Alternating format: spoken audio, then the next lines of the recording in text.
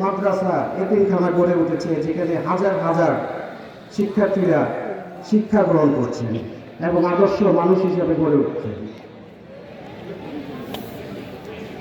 একজন সামাজিক ও সাম্প্রদায়িক ব্যক্তিত্ব ছিলেন উনি, যার অবদান বিভিন্ন মসজিদে, মন্দিরে, গির্জায় ও কবরস্থানেও আপনারা পাবেন।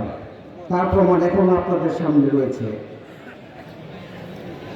উনি একজন ঐক্যের প্রতীক ছিলেন, যিনি তার জাদু দ্বারা সবাইকে একত্র ও আগলে রাখতেন। আসুন আমরা তারই আদর্শ ফলো করে আবারও তারই দৃষ্টান্তকে অনুসরণ করে ঐক্যের ভিত্তিতে একত্র হয়ে নিজস্ব ভেদাভেদ ভুলে গিয়ে একত্র হয়ে একে অপরের হাতকে শক্তিশালী করি এবং বিশেষ করে বাংলাদেশ জাতীয়তাবাদী দলকে আরও শক্তিশালী করি অত্র এলাকায়।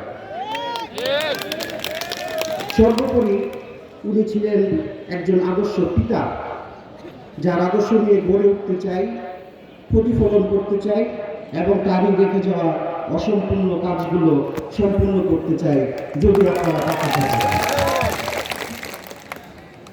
বিগত জুলাই অগস্টে 2024-এর আন্দোলনে পুনরায় এই দেশে গণতন্ত্র প্রতিষ্ঠিত হয়েছে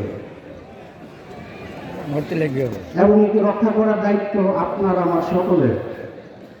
আমাদের উচিত নিজেদের ভিতরের এই ভেদাভেদ বা গ্রুপিং যেটা আমরা বলি, এইটাকে ভুলে গিয়ে ঐক্যবদ্ধতার সারিতে দাঁড়িয়ে আবারও আমাদের মূল লক্ষ্যে পৌঁছার জন্য একত্র হয়ে কাজ করা।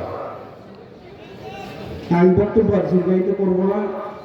সর্বোপরি আপনাদের কাছে আরও একটু কথা বলবো। তার গুণ হিসাবে উনি একজন উজ্জ্বল তারার নক্ষত্র, যা কোনোদিন অম্লান হবে না।